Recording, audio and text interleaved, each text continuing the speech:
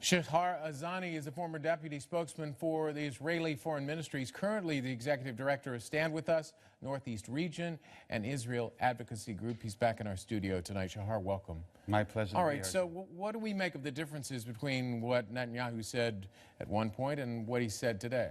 Well, I'll tell you this. First of all, Stand With Us, I want to make clear, is not a political organization. We don't support any specific party. Right. But having said that, electioneering is not policy. A government needs to be judged by its deeds, not by its words. And I want to tell you a story. Wait a minute. Can we just stop right there? Yeah. A government should not be judged by its words? Only by its deeds. And I want to tell you something. I'm getting to a point. Not? I'll tell you why. Okay. Because 1 week before the campaign issue, Israeli media published a document that was supposedly a leak of a back channel discussions between Israel and Palestine, for which Netanyahu was heavily criticized for making so many concessions to the Palestinian side. I don't know if your viewers have heard about that, but well, I want to, they may not have, but I'd like to talk about this particular position. No, but I'd like to talk about this particular position. Sure. I mean, first of all, he says he is open to a two-state solution. Absolutely. Then he says no during the campaign he's not, and in fact makes a very brutal attack on the people who are for it. And then after the campaign and after he wins, he makes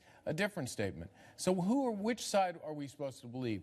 I mean, isn't this a big flip-flop? A week before, the Prime Minister was criticized for showing too many concessions for the Palestinians. So this is something that he actually conducted in good faith, trying to reach an agreement with the Palestinians. The fact that the Prime Minister indicated clearly today on MSNBC that the State of Israel and his government stands behind the two-state solution, and it needs to be heard the way it is, and needs to be judged in the steps that the government will take in the next weeks and months to come. But it's also important to know that it takes two to tango.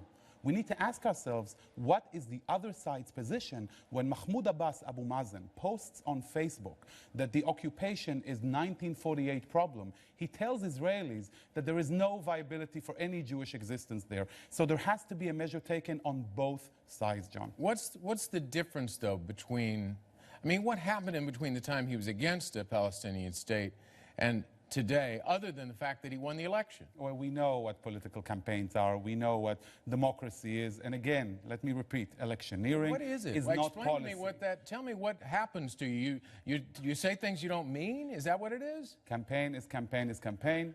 Electioneering is not policy. We have to look at what the government will do. And I tell you, look at these elections. One of the things that was overlooked was that the fringes, the extremists on both sides lost in the election. And the center of Israel, the center of Israeli politics has risen to a high degree. That tells us a lot about where the mainstream Israeli public is.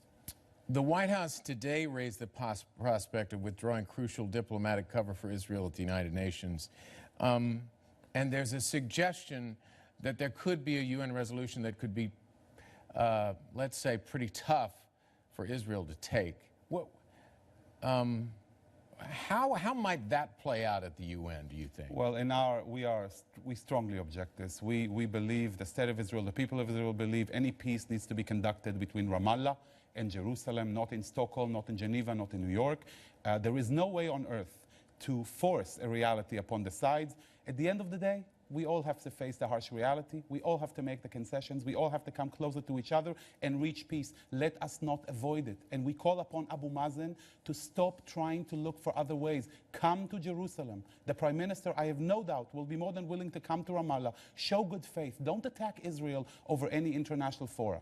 Try to speak to the Israeli people. And believe me, you will be heard, for we are all tired with the violence and the bloodshed. And we see what's happening around us. Look at the region. It's up in flames. If there is one ray of hope, it's what could happen between us and the Palestinians. Let us make this term a hopeful one. Shahar, it's good to see you again. Thank you very much. Always a pleasure to be here, John.